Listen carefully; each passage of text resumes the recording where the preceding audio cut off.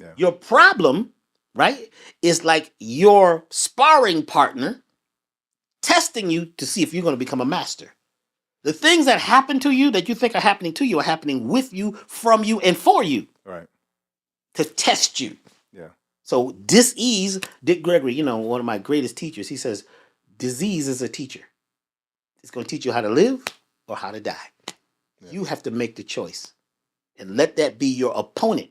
And everything is tied to its opposite. So change the frequency. Yeah. And I always tell people, like, from my philosophy on dis-ease, which I believe is dis is like the removal of, and Yes. then ease is peace. So it's the removal of peace Yes. from your body. And what removes peace from the body is often, toxicity. And now toxicity isn't just heavy metals and, trash food, but toxicity is also thoughts and beliefs as well too.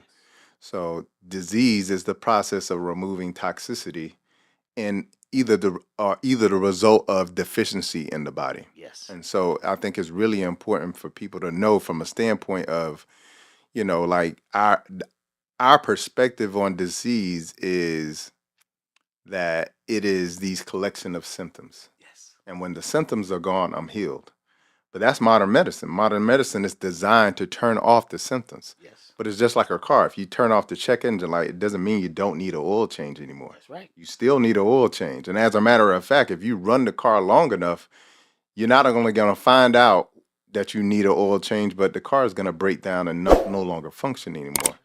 And so, like, let's get into again. I want our people to really understand like what the process of healing this first, because when you think about our mind, 95% of the activity that is happening in our minds is subconscious activity. Yes.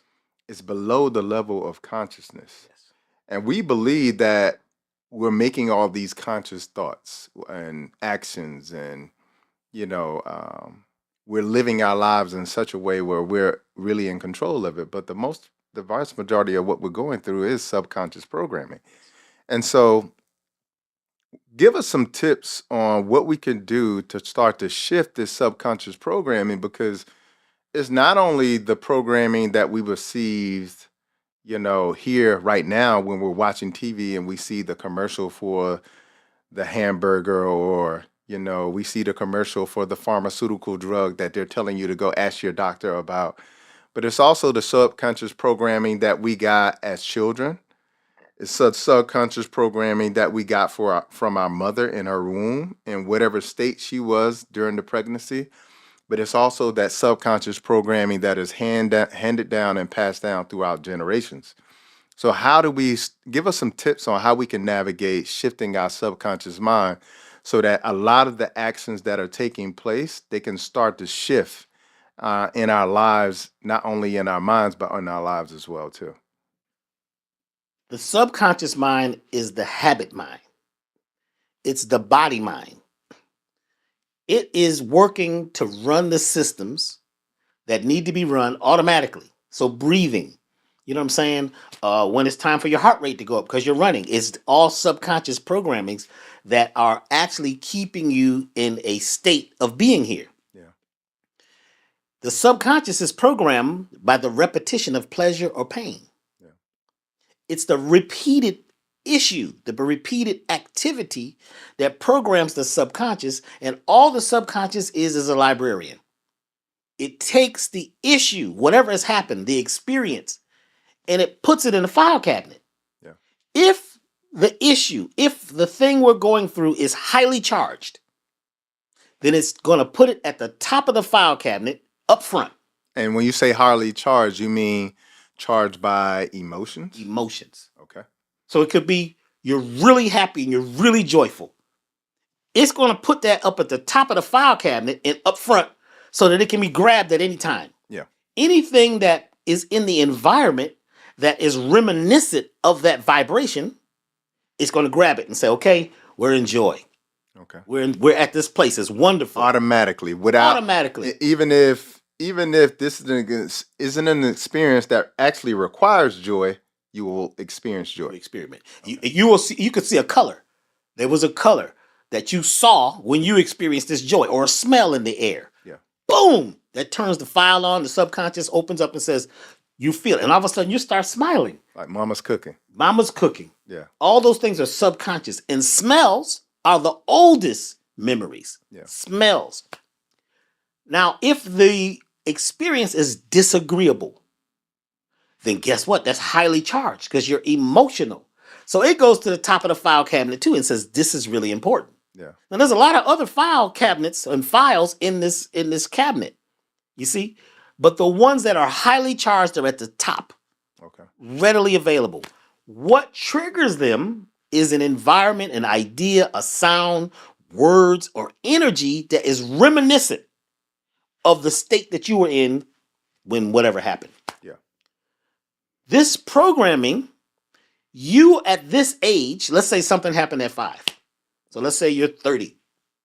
You figure out what's happening, right, at 5, and you say, oh, God, I got to change that programming. So you go down to the file cabinet, to the librarian, and say, I need to change that program. But that file has a guard. You're trying to get into your file, and the guard says, what's the code to get in?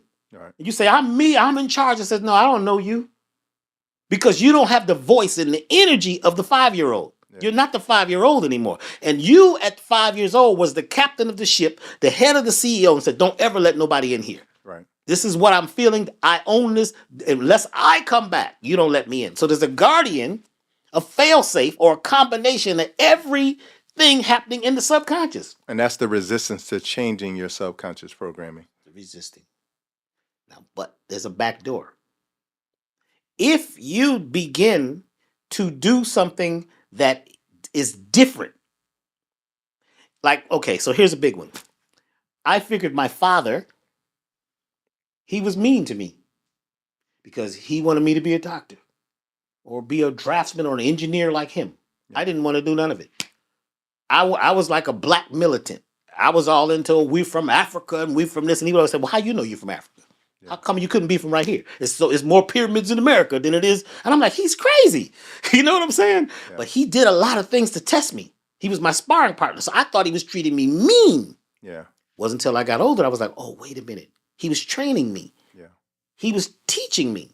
So what I had to do was when I started creating what's called a language syntax, because when we study subconscious alignment, you have to create these word statements that you can drop into the file cabinet to begin to change the original programming.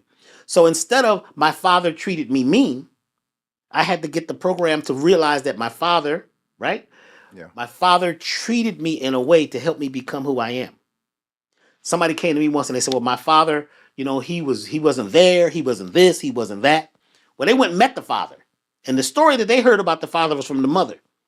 And it was all terrible till the sister went and met her father, who was actually paid for her college degree, paid for their house, paid for her first car. She didn't know where this stuff came from. Yeah. He was helping from a distance. She didn't know that. It changed the program. So sometimes when you say, even if a person is treating you disagreeably, that person is helping me become who I am. Yeah. By challenging me. Because a master always what? Gravitates towards being tested. Yeah. The more stuff you've been through, the more drama you've been through, it's because you're becoming a master. You don't hear about the master kung fu artist not fighting anymore because he beat everybody up. Yeah. He wants to go now and test himself with somebody that everybody says is the greatest of the great. You have to keep testing yourself. A lot of people don't realize that we're here testing ourselves. And the opposition is you. Your opposition is you. Your things that's showing up is actually you. Yeah. The programming can be changed through repetition. So the more times I can feel, say, see, and hear, because you got to take it into a cave. It's got to be kinesthetic, auditory, and visual. Gotcha. Kinesthetic, I got to feel as if my father was helping me. I got to hear it. I got to hear his voice. I got to change the words. Yeah. And then I've got to see in my mind, because a lot of times we talk about seeing. Seeing can be tricked. Yeah. Our eyes been getting photoshopped ever since cartoons, Santa Claus, everything. Okay. We got to feel it. If you can feel that something has happened, that's how you begin to obtain it. So I tell clients, I say, feel as if you're in the state of health that you'd like to be. Yeah. Feel it. What would you like to be doing? Well, I'd like to be on the beach. Well, let's go there. Yeah. Feel it. Sit here for a while. And people are fighting. You see them shifting and everything because something keeps telling them, no, I'm sick. They said I'm going to die. And this is what the doctor said. And I said, no, let's go into your dream time meditation Yeah. and create based on feeling. So if you can feel as if the state that you would like to create is happening now, and you do that every day, the most important time is before you go to sleep. Gotcha. Over and over and over, as you're laying there about to go to sleep, you're going into the theta state, Yep. in between sleeping and wake. What you're doing is you're seeding your subconscious with new seeds of a new idea. Yeah. Because just before you go to sleep, all the talk you got in your head, think about what people are saying before they go to sleep. Right. What they didn't do, who didn't like me, I'm mad about this, oh, blah, blah, blah. And then they ate a bunch of stuff before they went to sleep too, which is also clouding their memory because it takes 80 to 90% of your circulation to go to the stomach to try to digest this stuff. And a lot of it is not digestible because it's frankenfood. It was man-made. It didn't even exist 30 years ago. Gotcha. All this stuff is going on. So it's a war going on. Yeah. So you got this in your head. So you are not control of your dream time. So when you become in control and you have a statement that you're creating over and over, you're seeing it and you're feeling it. And that begins to seed the subconscious, which is like a fertile earth. And you start growing a forest, right? And you do it every single day, every single night. And all of a sudden your life begins to change. Because your cells, which are part of the subconscious, because the subconscious is also called the body mind. It's all in your body. Your subconscious is not in your head. Yeah. It's not big enough. The hard drive has got to be huge. That's your body. It's not just your body. It's also your magnetosphere. The energy all around you is a part of you. Yeah. And that's why I always tell people, like people who struggle with performance or changing their mind state, you got to get out of your mind and get into your body. And I used to tell, being an athlete, I used to tell athletes that I would mentor this all the time. It's so important to get in your body because you got to think. You take an athlete like LeBron, who people say because he didn't go to college, there's no way he can be smart, right? But you take an athlete like that who's dribbling full speed down the court, hits a crossover, spins, fakes a pass to the left, goes up left, and then goes up right. All of these actions happen in a span of 2 to 3 seconds. Now, if you were to be in a span of 2 to 3 seconds thinking that whole time, it would be very difficult to complete all of those moves at once. Yes. But most of those things, if you ask some of the great athletes, you ask them, did you know that you were going to do that? They had no idea. They weren't thinking at the time. And I think what's really important that you're tapping into is that there's a part of the brain called the RAS, or the reticular activating system. It's our filtering system in our brains. Yes. It's that same system that whenever you say, man, I want a red car, all of a sudden you start seeing red cars all the time. That's that confirmation. That's that affirmation that's telling you that if you have the courage to set the intention, then the environment or the universe is saying, then I have the courage to meet you halfway.